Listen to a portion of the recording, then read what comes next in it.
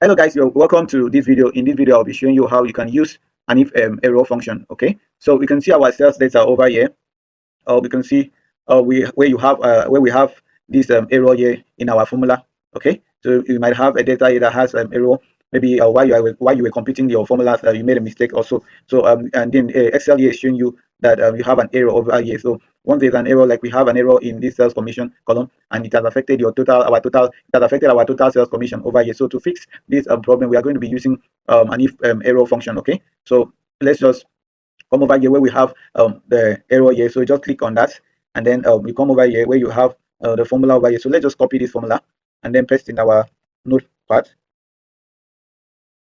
Okay, so let's just paste this formula for now. Yeah, you come over for it.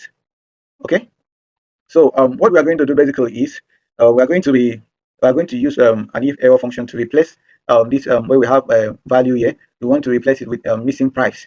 Okay, so that Excel can compute this value and give us the total sales commission over here. So where we have this value, we are going to replace it with missing price. So to do that, we start with an equality sign, and then we use an if error function. So an if error function return value if error. So if expression is an error and the value of expression itself otherwise. So once you click on this if error function, you will see that it has two arguments. Okay, it has the value and value if error. So let's just go to our notepad, and then we say the two arguments.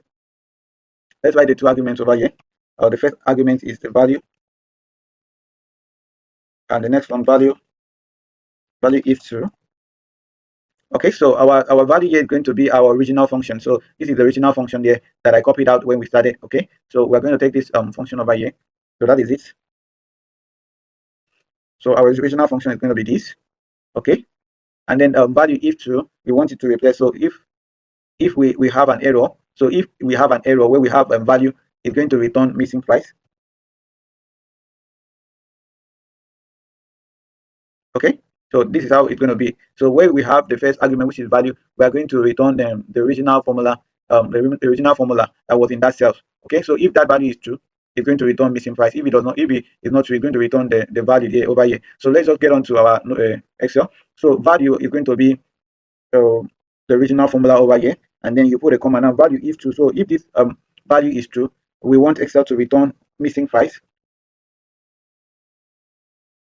So you close your brackets, you close your quotation mark and close your bracket. Okay, so once you've done that, so you can see where you have a value error, we now have a missing price. Okay, so we want it to copy through all the cells. So in case you have an error, this value error, so it will be fixed. That problem will be fixed. So wherever we are going to have, wherever we have like this, wherever we have this value, is going to be a missing price now. Okay, so let's just go up. So come here where we have this plus sign, this black plus sign. Just double click, and it will copy for the whole of the cells in that column. So once you've done that, you can see that wherever we had the value error, we now have the missing price on it. And let's just come over to where we have a total sales commission here. It was that place showed a value error, but now it has computed the value over here and then gave us the total sales commission. Okay, so this is how we use an if error function, okay, in Excel. Okay, so see you in the next video.